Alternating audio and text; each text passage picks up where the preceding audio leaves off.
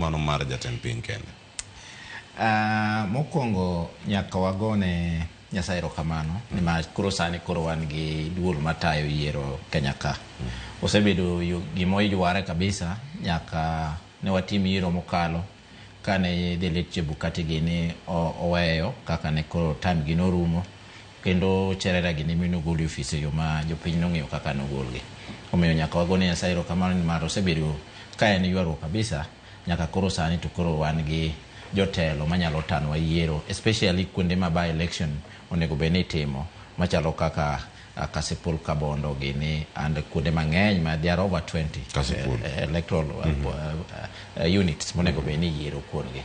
To mar ariyo bende yiena kendo monagone Doho erokamano kane kes ni obiro bele Doho judges adeka, Honorable Chigiti, Honorable Abaruli gi Honorable Omwe negi time yu moro mapiyo. Parane nani within 1 month negi se ngado wach mar IEBC ni magi ensure ni koro obedi office. Omenya kwa gone Doho erokamano na dieri negi timo gino yo makare kendo yo masama dwaro negi consider ni en gimoro ma agent ma jo Kenya dwaro. Engeni sani kuro gimaber enene maduong ene kuro wan gi IEBC ma wang'eyo ni electoral offenses nitiere gik ma jok ma koro jotelo wachogi gin gik moko manyalo koro bedo taken care of. But gima ng'eyo kendo ma bende nitiere ma ok nyal wil godo in the office of register political parties ng'en nitiere 2 electoral offenses ka nitiere electoral offenses code of conduct, nitiere political parties code of conduct. Mineno timore ni fall under the political parties code of conduct. Ma onego bedi ne kopone office of register ng'eni kuro onge.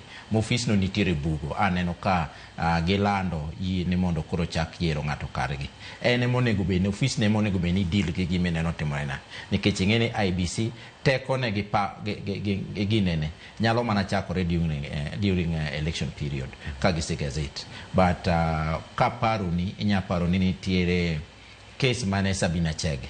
Case no nodhi nyaka Supreme Court. Mano ng'ado ni IEBC koro negi teko mar summon kendo prosecute jok ma violate electoral offenses. Man gadiri ni and just a matter of time they will put their legs down and they put their legs down and they will have to deal with these electoral offenses matimore. Nikech nyaka to bedi tone down.